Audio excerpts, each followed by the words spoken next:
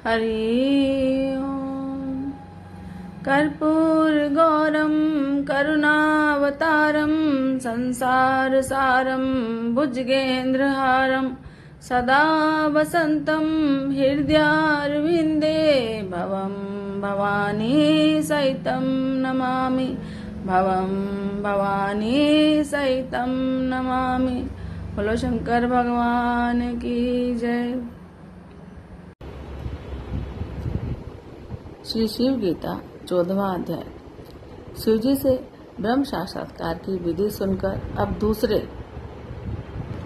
साधनों से प्रश्न करते हुए श्री रामचंद्र जी बोले, हे भगवान, यद्यपि तुम्हारा रूप सच्चिदानंद आत्मक, निर्वैर, क्रिया शून्य और निर्दोष है और सब धर्मों से परे, मन और वाणी के अगोचर, तुमको सर्वव्यापक होने से जीव सब स्थान में स्थित आत्म स्वरूप से देखता है।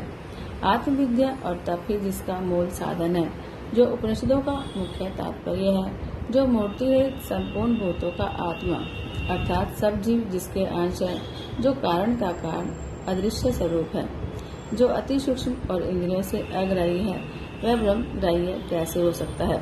उस सूक्ष्म में चित्त की वृत्ति किस प्रकार हो सकती है, यह मुझे संदेह है। इसी से बुद्धि व्यग्र है, इसका उपाय बताइए। शिवजी बोले, हे महाभुज रामचंद्र, सुनो, मैं इस विषय में उपाय बताता हूँ। पहले स्थूल सगुण उपासना करते करते चित्त को एकाग्र करें और स्थूल शौराम्भी का न्याय से निर्गुण स्वरूप में चित्त की वृत्ति प्रवृत्त करें। स्थूल शौराम्भी का न्याय इसको कहते हैं कि प्रिय मनुष्य को जिस प्रकार निर्जल दिखाकर रवि यथार्थ जल है, ऐसा प्रताड़ना से बुलाकर फिर वास्तविक जल दिखाते हैं, उसी प्रकार प्राणी को पहले साधन आदि का उपदेश कर पीछे ब्रह्म ज्ञान कहते हैं। और इस प्रकार जाने कि इस अन्न के पिंड स्थूल देह में जन्म मृत्यु व्याधि यदि दृढ़ता से विद्यमान है, अर्थात निश्चय इसकी दशा बदलती रहती है, ऐसे स्थूल देह में प्राणी को अहम भाव से जो आत्म बुद्धि दृढ़ हो जाती है, वह नहीं मिटती। आत्मा कभी जन्म नहीं लेता और इसका नाश भी नहीं होता, यह तो नित्य है। अतः शरीर की अवस्था वर्णन करते इसकी निस्सारता प्रतिपादन करते हैं। उत्पत्ति, अस्थि, परिपक्वता, वृद्धि, क्षय और नाश, यह 6 अवस्था इस शरीर की है। और घट में स्थित आकाश जिस प्रकार निर्विकार है, उसी प्रकार इस देह में आत्मा विकार रहित है। इस प्रकार देह और आत्मा इन दोनों के धर्म अलग अलग विरुद्ध हैं। अज्ञानी जन अविद्या से देह को आत्मा मानते हैं, ज्ञानी देह से आत्मा को अलग देखते हैं। घड़िया में गला करके डाले स्वर्ण की कांति के समान प्राण में कोश है। यह स्थूल देह के अंतर प्राणादि वायु से बद्ध वर्तमान है, परंतु पायवादी इंद्रियों से युक्त, चलनादि कर्मों से युक्त, क्षुधा पिपासा से व्याप्त और जड़ होने के कारण यह आत्मा नहीं है। आत्मा चैतन्य रूप है, जिसके द्वारा यह जीव अपने शरीर को देखता है। आत्मा ही परब्रह्म निर्लेप और सुख का सागर है। अज्ञान इस ब्रह्म का ग्रास नहीं कर सकता, न ब्रह्म किसी वस्तु का ग्रास कर सकता है, अर्थात वह अनामय परिपूर्ण सर्वत्र सुख स्वरूप है, उसे कार्य कारण की अपेक्षा नहीं है।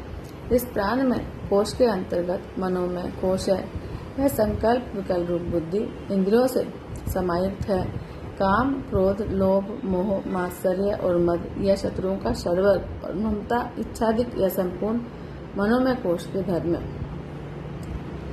जो कर्म विषयनी बुद्धि और वेद शास्त्र से निश्चित की गई है। वह ज्ञान इंद्रियों के सहित विज्ञान में कोश में स्थित रहती है। इसमें कर्तृत्वपन का अभिमानी निसंदेह वह जीव विद्यमान है, और जो इस लोक और परलोक में गमन करता है, व्यवहार में इसको जीव कहते हैं। आकाश आदि के सात्विक अंश से ज्ञान इंद्रियों की उत्पत्ति होती है। आकाश से श्रोत्र, पृथ्वी से घ्राण, जल से जिह्वा और तेज से चक्षु और वायु से त्वचा उत्पन्न होती है। इस प्रकार यह इंद्रिय 5 भौतिक है। जीवत्व प्राप्ति के 3 शरीर हैं, स्थूल, सूक्ष्म और कारण। स्थूल का अंत सूक्ष्म और सूक्ष्म का अंत कारण शरीर, और सूक्ष्म शरीर को ही लिंग शरीर कहते हैं। इन तीनों शरीरों में 5 कोश रहते हैं, अन्नमय, प्राणमय, मनोमय, विज्ञानमय और आनंदमय। स्थूल शरीर में अन्नमय कोश है, स्थूल शरीर में आनंदमय कोश है, इन 5 कोशों में अन्नमय कोश से वर्णन करके लिंग शरीर के तीनों कोश कहकर लिंग शरीर के अवयवों का वर्णन किया गया है। इन 5 भूतों के सात्विक आदि अंश से बुद्धि और मन उत्पन्न होते हैं, जिसमें बुद्धि निश्चयात्मिका और मन संशयात्मक है, और वचन, हाथ, पैर, पायु, उपस्थ यह 5 कर्मेंद्रिय तो आकाश आदि के रजोगुण अंश से क्रम पूर्वक उत्पन्न होते हैं, और उन सबके रजोगुण समान मिलने से 5 प्राण आदि वायु उत्पन्न होते हैं। यही 5 ज्ञानेन्द्रिय, 5 कर्मेंद्रिय, 5 प्राण, मन और बुद्धि मिलाकर 17 अवयवों से लिंग शरीर की उत्पत्ति होती है। यह लिंग शरीर तपाए हुए लोखंड के समान गोल है। इस कारण परस्पर के अध्यास पढ़ने से साक्षी चैतन्य से युक्त है।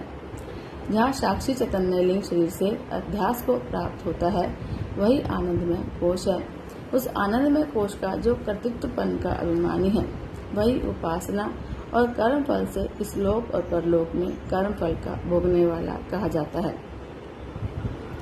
और जिस समय निद्रावस्था में यही आत्मा लिंग शरीर के अध्यास को छोड़कर केवल अपने स्वरूप में अविद्या से युक्त रहता है, तब इसकी साक्षी संज्ञा है। अंतःकरण आदि इंद्रिय और इनकी वृत्ति, अनुभव और स्मृति इनका दृष्टा होने से अंतःकरण का अध्यास होने पर आत्मा को साक्षित्व और भोक्तृत्व यह दोनों ही योग्य होते हैं। अंतःकरण का अध्यास हुआ तभी साक्षित्व, और केवल अंतःकरण का अभ्यास नहीं हुआ तब भोक्तृत्व होता है। इसके बाद ऋतं पिबतो सुकृतस्य लोके गुह्यं प्रविष्टो परमे प्रार्धे छाया तपो ब्रह्म विद्यो वदन्ति पंचाग्नो ये च त्रिणाचिकेता। इस श्रुति को कहते हैं। आतप बिना आच्छादित बिंब रूप ईश्वर छाया, आच्छादित बिंब रूप जीव, ये दोनों ब्रह्म के प्रकाश से प्रकाशित हैं। इन दोनों में एक जीव भोक्ता होने से कर्म फल को भोगता है, और ईश्वर दृष्टा होने से भुगाता है। क्षेत्रज्ञ जीवात्मा को रथी, शरीर को रथ, बुद्धि को सारथी, मन को लगाम कहते हैं, सो तू जान।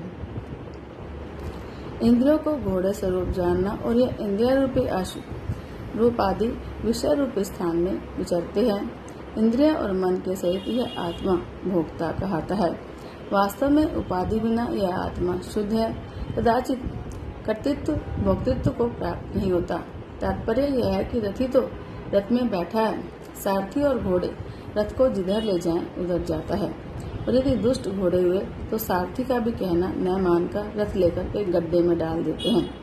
इस प्रकार दुष्ट इंद्रिय में इस शरीर रूपी रथ को विषयों में ले जाकर पटकती है, तब सब इंद्रियों के सहित आत्मा दुखी प्रतीत होता है। इस प्रकार से जो ब्राह्मण शांति आदि से युक्त होकर उपासना करता है, वह जिस प्रकार से कदली के वलकल को बराबर उतारते चले जाओ तो उसमें वलकल ही निकलते हैं कि उसके बाद सार प्राप्त होता है। इस प्रकार पंचकोश में क्रम से उपासना करते और उनसे चित्त हटाते और उन्हें असार रूप जानते हुए सबके अंत सारभूत आत्मा को प्राप्त होता है। इस प्रकार मन को सावधान करके पंचकोश का ज्ञान करके जो मन स्थिर करता है, तब उसका चित्त निराकार परमात्मा में लग जाता है। तब यह मन केवल परमात्मा को ही ग्रहण करता है, जो केवल अदृश्य, अग्राह्य, स्थूल, सूक्ष्म आदि धर्म से परे है। उसमें प्राप्त होकर निश्चल हो जाता है, फिर चलायमान नहीं होता। श्री रामचंद्र बोले, हे भगवान, जब श्रवण आदि साधन द्वारा आत्मस्वरूप की प्राप्ति हो जाती है, तो वे शास्त्र के जानने वाले यज्ञशील सत्यवादी उसके श्रवण करने में प्रवृत्त क्यों नहीं होते।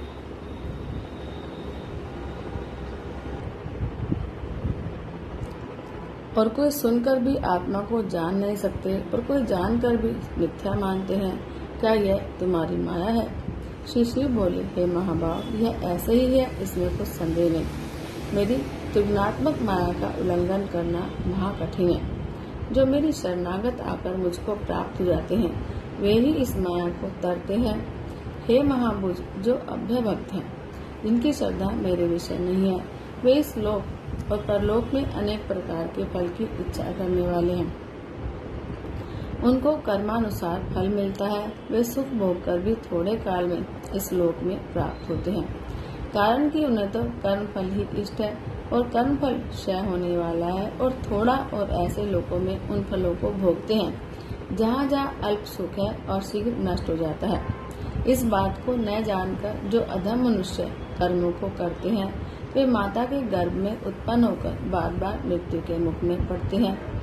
अनेक प्रकार की योनियों में उत्पन्न हुए किसी एक प्राणी की करोड़ों जन्म के संचित के पुण्य से मेरे विषय भक्ति होती है।